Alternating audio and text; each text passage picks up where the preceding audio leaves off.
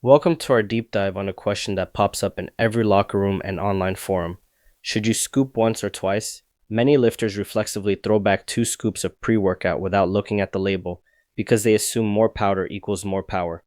It doesn't help that supplement companies print 2 separate serving sizes, 1 scoop for beginners and 2 scoops for the full experience. The practice has become so normalized that people rarely ask why the second scoop exists in the first place. This presentation unpacks the science behind common pre-workout ingredients, the business reasons companies structure serving sizes, and the safety and cost implications of doubling the dose. We'll examine what effective research-based dosing looks like, why many single scoops fall short of that mark, and what doubling the scoop really does to your stimulant intake. By the end of this talk, you'll understand whether double scooping helps you perform better or simply masks a weak formula, and you'll have the tools to choose a pre-workout that matches your goals without jeopardizing your health. If you've ever flipped a pre-workout tub around and read the instructions, you've probably seen 2 separate serving sizes, 1 scoop for beginners and 2 scoops for a full or legendary serving. The packaging might go further and describe a second scoop as the key to unlocking the product's real power. This dual serving strategy isn't accidental. It allows manufacturers to appeal to a broad range of customers without producing multiple products. Novices who are wary of stimulants can stick to a single scoop, while seasoned lifters are told that they'll need 2 scoops to get everything the formula offers. It's a clever marketing move because it suggests the product is flexible, but it also obscures how underpowered a single scoop might be. In the next slides, we'll explore why this practice has become widespread, what's actually in each scoop, and why companies design formulas that require doubling to reach research-backed doses. Why would a company create 2 serving sizes instead of 1? Clearly, dose scoop. The answer is rooted in marketing psychology and manufacturing economics. First, dual servings allow a brand to appeal to both ends of the market. Cautious beginners can take a small amount of powder and feel safe, while veterans chasing intense pumps are promised that 2 scoops unlock the full power. Second, a smaller scoop listed on the label makes the product appear more affordable on paper. More servings per container means a lower cost per serving, but that low price is only realistic if you stick to the underdosed single scoop. Third, the practice lets brands tout big, research-style ingredient totals. They can list 6 grams of citrulline or 3 grams of beta-alanine on the facts panel, but when you look closely, those amounts are based on 2 scoops. Taken together, these strategies maximize shelf appeal while keeping costs down, even if it leaves the consumer guessing about how much to take. To understand why double scooping is so prevalent, we first need to look inside a single scoop. Most pre-workouts provide key performance ingredients like citrulline, beta-alanine, and creatine, but at doses far below the amounts used in research. For example, a single scoop typically contains only 2 4 grams of citrulline, 1 2 grams of beta-alanine, and 1 2 grams of creatine. Caffeine content often falls between 150 and 300 milligrams per scoop, but some products go even lower. Many formulas also tuck in stimulants such as yohimbine or synephrine, without specifying the exact dose. These numbers matter because the ergogenic benefits cited in scientific literature come from much higher amounts than what a single scoop provides. As we'll see in the next slide, reaching those evidence-based doses usually requires 2 scoops, but the increase doesn't just apply to the beneficial ingredients, it doubles the stimulants too. Knowing what's in 1 scoop helps you understand the trade-offs you're making when you double up. This slide presents the doses of common pre-workout ingredients that have been shown in peer-reviewed research to enhance exercise performance. For L-citrulline, studies recommend between 6 and 10 grams per day or roughly 8 grams of citrulline malate, yielding about 4.5 grams of actual citrulline. Beta-alanine supplementation needs to reach 3-6 grams per day and must be maintained for at least 4 weeks to sufficiently elevate muscle carnosine levels, which buffer acid during high-intensity exercise. Creatine monohydrate is typically loaded at 0.3 grams per kilogram of body weight per day for 3-5 days and then maintained at 3-5 grams per day. Smaller daily doses, 2-3 grams, will also work but require more time to saturate muscles. For caffeine, ergogenic effects begin at low doses of about 3 milligrams per kilogram of body weight, roughly 200 milligrams for a 70-kilogram athlete. Higher doses can enhance endurance but come with increased risk of side effects. These benchmarks provide a lens through which to evaluate product labels. If a single scoop falls short, you might need to adjust your intake or look for a formula that meets these standards without excessive stimulants. Manufacturers often underdose single scoops of performance ingredients for several practical reasons. First, high-quality amino acids like L-citrulline and beta-alanine are expensive, so using half of the research-supported amount cuts costs substantially. Second, taste and tolerability play a role. Beta-alanine produces a tingling sensation when taken in higher amounts, and citrulline has a sour, bitter flavor. By limiting these to 1-2 grams per scoop, companies minimize unpleasant sensations and avoid scaring off new customers. Third, the dual serving approach acts as an upsell mechanism. Labels claim the clinical benefits only come from the full dose, which requires 2 scoops, encouraging consumers to burn through the tub faster. Finally, regulatory guidelines on caffeine and certain stimulants such as yohimbine are based on per serving amounts. By keeping the official serving small, companies can stay under thresholds that would require additional warning labels, while still giving experienced users the option to double up. The bar chart on the right contrasts typical 1-scoop quantities with the recommended doses outlined in the previous slide. Note how far short the single scoop falls. When deciding how much caffeine is ideal, it helps to view intake on a sliding scale. Low doses under 200 milligrams or less than about 3 milligrams per kilogram of body weight tend to improve focus and perceived effort without noticeable side effects. Moderate intakes between 200 and 400 milligrams still enhance performance for most people, but edge closer to the upper safe limit. High doses beyond 400 milligrams, particularly when taken in a single sitting, deliver diminishing performance returns and increase the risk of jitters, gastrointestinal upset, anxiety, elevated blood pressure, and insomnia. This bar visual breaks caffeine intake into 3 zones. An arrow marks the sweet spot where caffeine's benefits peak relative to side effects. Remember that individual tolerance can vary widely due to genetics such as CYP1A2 enzyme polymorphisms, body mass, sex, and habitual caffeine use. Pregnant women and those with cardiovascular or anxiety disorders should aim for even lower intakes or avoid stimulant-heavy products altogether. Use this guidance to gauge whether doubling your scoop pushes you into the high-risk territory. Beyond caffeine, many pre-workout products include additional stimulants that interact synergistically and sometimes unpredictably. Yohimbine, derived from the bark of a West African tree, is promoted for fat loss and energy, but can sharply increase heart rate and blood pressure. Case reports link supplemental yohimbine to panic attacks, heart attacks, and seizures, especially when combined with caffeine. Synephrine, found in bitter orange, acts on adrenergic receptors much like ephedra and is similarly banned by some sports organizations. When stacked with caffeine, synephrine has been associated with fainting spells, chest pain, elevated blood pressure, and convulsions. Other trendy compounds like theobromine, diacrine, and synthetic amines prolong or amplify caffeine's effects. Because manufacturers often hide these amounts in proprietary blends, doubling your scoop means doubling all of them, compounding cardiovascular and neurological stress. If you choose a pre-workout that uses multiple stimulants, be very careful with serving sizes and consider avoiding double scoops altogether. Taking 2 scoops of a high stimulant pre-workout can lead to a cascade of unpleasant and potentially dangerous side effects. On the mild end, you may experience jitters, shakiness, and general restlessness. Your mind races and it becomes difficult to focus on controlled strength movements. Elevated heart rate and blood pressure are common as well, which pose risks for individuals with cardiovascular issues. Digestive upset, nausea, cramping, and diarrhea is another frequent complaint among those who overdo stimulant powders. Mood-related effects include anxiety, irritability, and, in extreme cases, panic attacks or heart palpitations.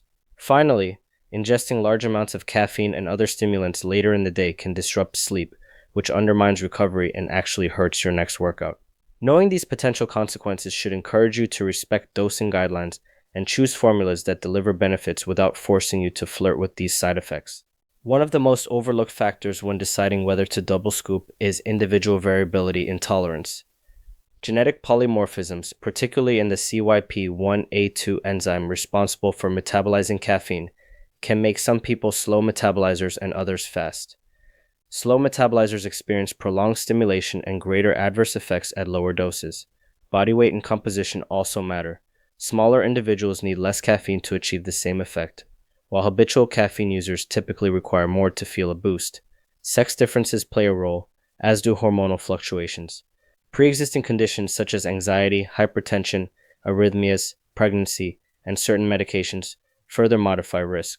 Because there is no universal safe dose, the best approach is to start with the smallest effective amount.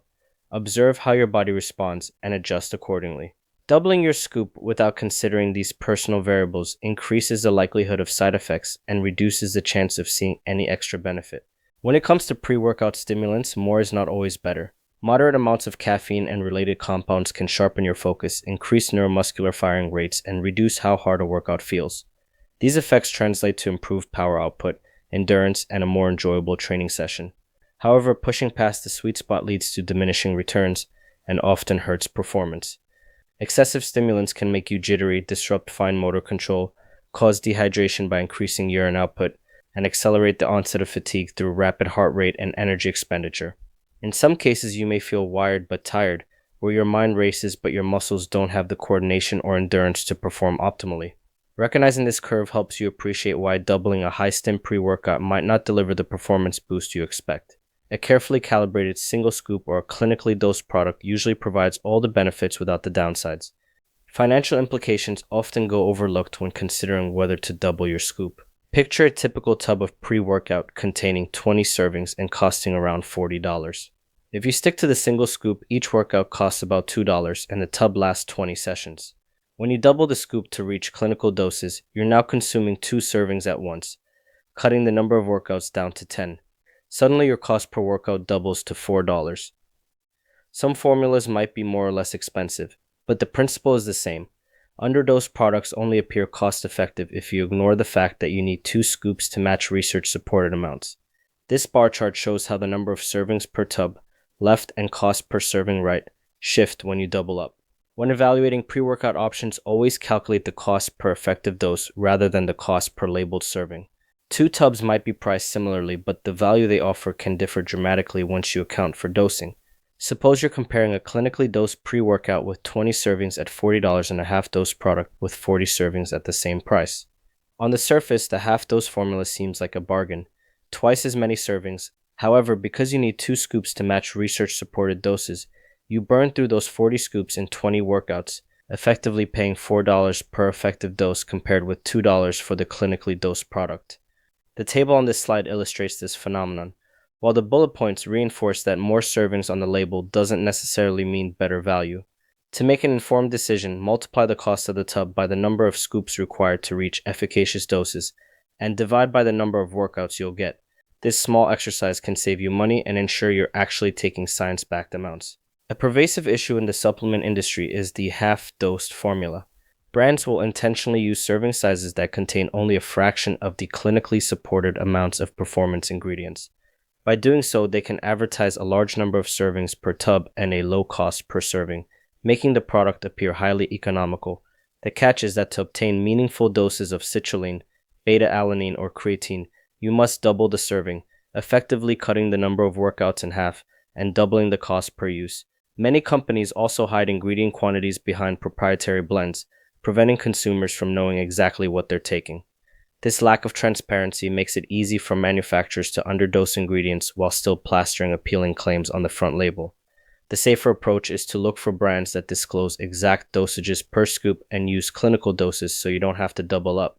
Being aware of the half-dose formula problem helps you avoid falling for marketing tricks that cost you more over time. Rather than automatically taking 2 scoops, an informed consumer can seek out products that are designed to work with 1 scoop. A smarter formulation includes research-backed doses of the core ergogenic ingredients, at least 6 grams of citrulline, 3 grams of beta-alanine, and 3 grams of creatine monohydrate. Ideally, the formula also provides betaine, taurine, or electrolytes for hydration without relying heavily on stimulants. Caffeine content in the 150-250 milligram range is enough for most lifters to feel focused and energized. There is no need to exceed that unless you have a very high tolerance. Transparent labels are another hallmark of quality, as they list every ingredient and its exact amount rather than hiding them in proprietary blends. If you choose a pre-workout that meets these criteria, you can consume a single scoop with confidence that you are getting clinically effective doses without overloading on stimulants. There are limited situations where doubling up might be appropriate. Some pre-workouts are deliberately formulated with low stimulant content, for example, only 100-150 milligrams of caffeine per scoop, and doubling this type of product may help you reach a moderate total of 200-300 milligrams without overshooting the safe limit. Similarly, very large experienced strength athletes often require higher absolute doses due to their body mass and high tolerance. In those cases, 2 scoops might align with the recommended 5-6 grams of citrulline and 3 grams of beta-alanine without risking excessive stimulation. Another scenario is using a stimulant-free pump product, which contains only amino acids, betaine, and nitrates without caffeine. Doubling such a formula may yield clinical doses of ergogenics without adding any stimulants. Even in these situations, it's best to experiment gradually and monitor how your body responds.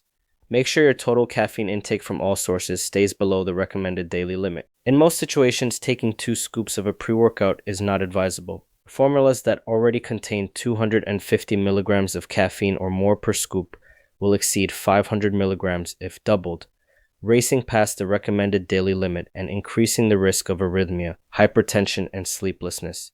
Products featuring stimulants like yohimbine or synephrine become increasingly risky with higher doses because these compounds can elevate heart rate, blood pressure, and anxiety to dangerous levels.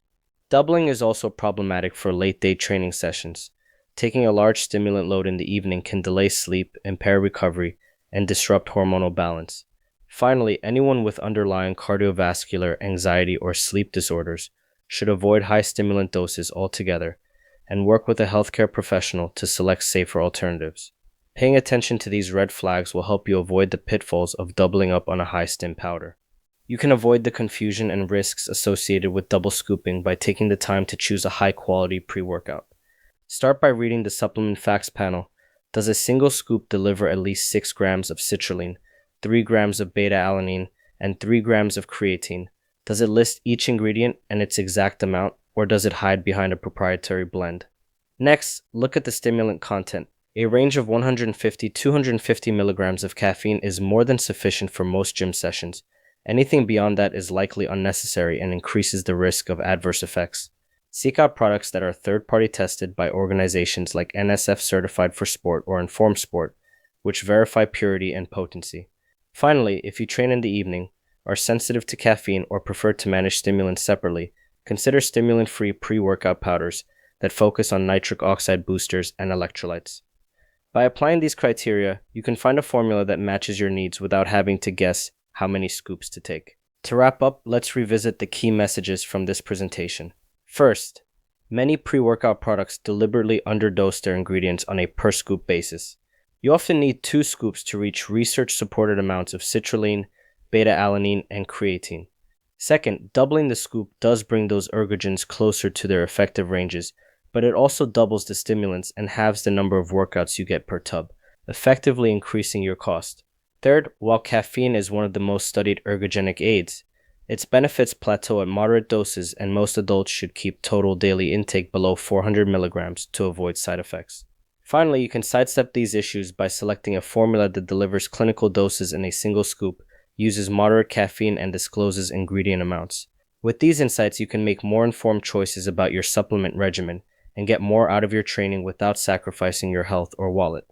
We've covered a lot of ground today, from the marketing tactics behind 2 scoop serving sizes to the science of effective dosing and safety.